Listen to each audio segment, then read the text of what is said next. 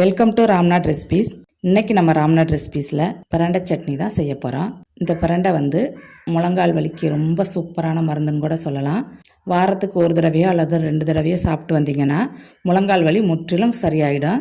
இட்லி தோசைக்கு வச்சு சாப்பிடும்போது ரொம்ப சூப்பராக இருக்கும். இப்போ இந்த பிரண்டை சட்னி எப்படி செய்கிறேன் நாம் இப்போ பார்க்கலாமாங்க. இப்போ இந்த சட்னி செய்கிறதுக்கு கொஞ்சம் பிரண்டை எடுத்து வச்சுருக்கேன். இது நல்ல பிஞ்சாக இருக்கிறதுனால இதில் நார் எதுவுமே இல்லை. முத்தலாக இருந்தால் நல்லா டார்க் க்ரீனாக இருக்கும். அப்போ நாரெல்லாம் இருக்கும், நம்ம எடுக்கணும். இதில் நான் நார் எதுவுமே எடுக்கலை.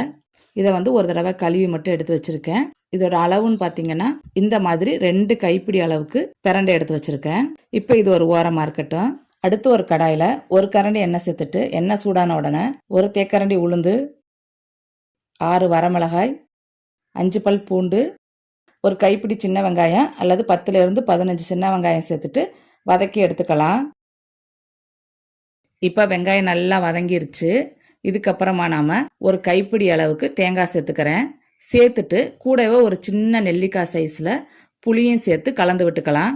பிரண்டைக்கு கண்டிப்பாக புளி சேர்த்தே ஆகணும், இல்லைனா நாக்கெல்லாம் நமக்கு அரிக்க ஆரம்பிச்சிடும். இது அப்படியே ஒரு 2 நிமிஷம் மட்டும் கலந்து விட்டால் போதும். இப்போ எல்லாமே நல்லா வெந்துடுச்சு. இதை வேற ஒரு பிளேட்டுக்கு மாற்றி வச்சிடலாம். அடுத்து அதே கடாயில் திரும்ப ஒரு கரண்டி எண்ணெய் சேர்த்துக்கிறேன். சேர்த்துட்டு நம்ம ரெடி பண்ணி வச்சிருக்கிற பிரண்டை தண்டுகளை சேர்த்துக்கலாம்.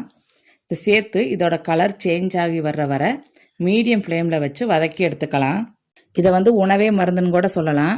அந்த அளவுக்கு ரொம்ப ரொம்ப ஹெல்த்தியான ரெசிபியும் கூட. வாரத்தில் ஒரு நாள் கண்டிப்பாக நீங்களும் செஞ்சு சாப்பிட்டு பாருங்கள். இப்போ பிரண்டை நல்லா கலர் சேஞ்ச் ஆகி நல்லா வதங்கி வந்துருச்சு. இதோட ஸ்டவ் ஆஃப் பண்ணிவிட்டு நம்ம ஆற வச்சு எடுத்துக்கலாம். இது ஆறின உடனே மிக்சி ஜாரில் சேர்த்துக்கலாம். இதை சேர்த்ததுக்கப்புறம் கூடவே வதக்கி எடுத்து வச்சுருந்த வெங்காயம், தேங்காய் இதையும் சேர்த்து மிக்சி ஜாரில் சேர்த்துடலாம்.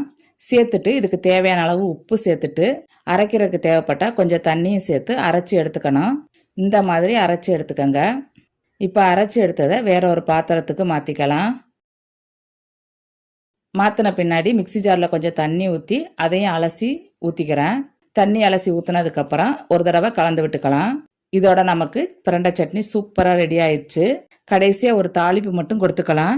தாளிக்கிறதும் தாளிக்காததும் உங்கள் விருப்பம்தான். எண்ணெய் சேர்க்க வேணாம் அப்படின்னா நீங்கள் தாளிக்க வேண்டாம்.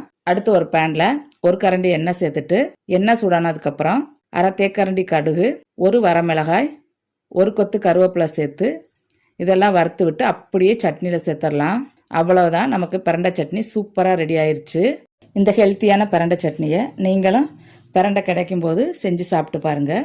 உங்களுக்கு இந்த வீடியோ பிடிச்சிருந்தா லைக் பண்ணுங்கள், கமெண்ட் பண்ணுங்கள், ஷேர் பண்ணுங்கள். வீடியோ பார்க்குற எல்லாரும் ராம்நாத் ரெசிபீஸ்க்கு சப்ஸ்கிரைப் பண்ணுங்கள். Eat healthy, think better.